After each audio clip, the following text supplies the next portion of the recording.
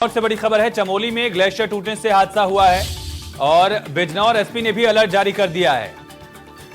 बड़ी और अहम खबर है, बिजनौर से गंगा नदी में बाढ़ आने की संभावना एसपी ने जताई है और इसको लेकर अलर्ट कर दिया है। गंगा नदी के आसपास लोगों को खबर दी जा रही है, पुलिस खुद जाकर सूचना दे रही है, लोगों को अलर्ट किया जा रहा है। नदी के किनारे न जाने की जनता को हिदायत दी जा रही है, क्योंकि बिजनौर से राजवीर जुड़ चुके हमारे साथ। राजवीर, क्या जानकारी है, बताइए। आयुष, आपको बता दो, उत्तराखंड के चमोली में ग्लेशियर फटने से जो तबाही मची है उसको देखते हुए बिजनौर उत्तराखंड से सटा हुआ जिला माना जाता है और उसी को देखते हुए जिला प्रशासन ने बिजनौर एसपी डॉक्टर धर्मवीर सिंह ने अलर्ट घोषित कर दिया गया है। और जो गंगा किनारे के इलाके के जो गांव है वहां पर बाकायदा पुलिस को भेज के गाँव वालों को सूचना दी जा रही है कि कोई भी व्यक्ति गंगा के किनारे पे न जाए, नहीं तो कोई भी जान हानि हो सकती है।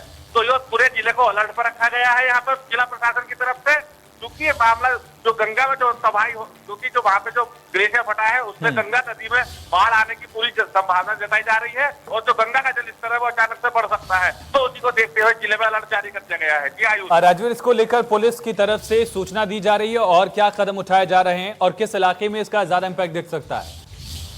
जी आयुष, आपको बता दूं, बिजनौर जिला उत्तराखंड से सटा हुआ जिला माना जाता है और जो गंगा नदी है जो हरिद्वार से बिजनौर की तरफ आती है, ये अब सीधे बनारस जाती है।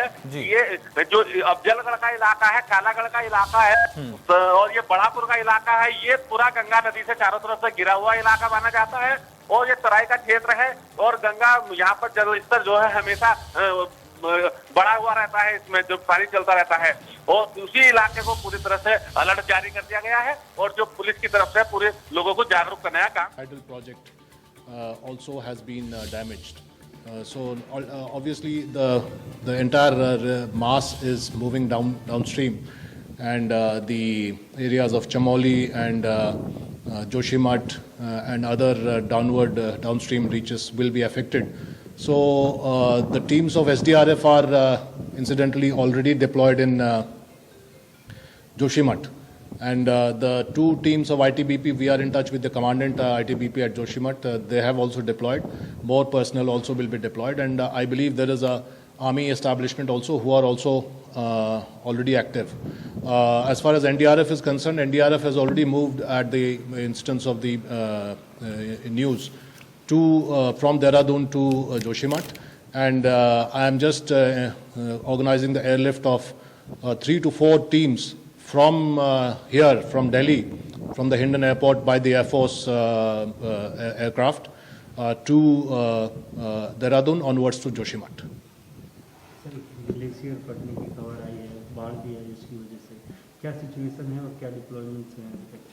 जो खबर मिली है करीब 2-2.5 घंटे पहले, चमोली और उसके इलाके में जोशीमठ के आसपास बांध पर इम्पैक्ट हुआ है, वो ग्लेशियल आउटबर्स्ट के चलते हुआ है और ग्लेशियर ऋषिगंगा जो ट्रिब्यूटरी है उस पर आके गिरा है और उसके बाद ग्लेशियल फटने के बाद आगे जो ऋषिगंगा का जो हाइडल प्रोजेक्ट था वो इम्पैक्टेड हुआ है और उसके नीचे एक और भी BRO द्वारा ब्रिज और साइडिंग बनाया जा रहा था, वो भी इम्पैक्ट हुआ है और जो अभी तक खबर है और हो सकता है नीचे और इम्पैक्ट हो।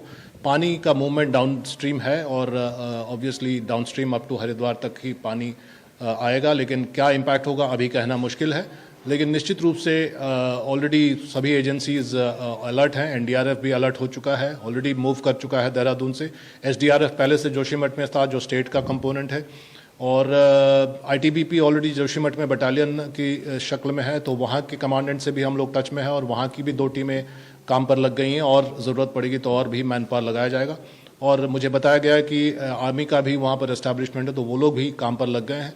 तो ये कहा जा सकता है कि कार्रवाई शुरू है, लेकिन इसमें जान माल की क्या क्षति है वो समय के बाद ही पता चलेगा, कुछ समय के बाद ही पता चलेगा।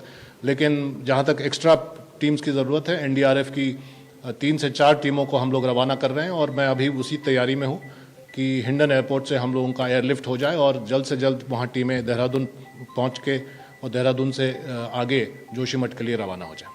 Thank you sir. DG NDRF को सुन रहे थे आप। उन्होंने साफ तौर पर यह कहा कि दिल्ली से भी एनडीआरएफ की जो टीम्स है उनको एयर लिफ्ट करके पहले देहरादून ले जाया जाएगा, फिर वहां से जोशीमठ जवानों को पहुंचाया जाएगा एनडीआरएफ की टीम्स। और जो एनडीआरएफ की टीम देहरादून में मौजूद थी उनको फिलहाल तुरंत के लिए जोशीमठ शिफ्ट किया जा रहा है ताकि वो रेस्क्यू ऑपरेशन में तुरंत शामिल हो सके। इसके अलावा आईटीबीपी जो वहां पर मौजूद थी उनको भी तैनाती लगाई गई। उनकी आर्मी के भी कुछ जवान वहां पर थे, उनको भी एक्टिव किया गया है।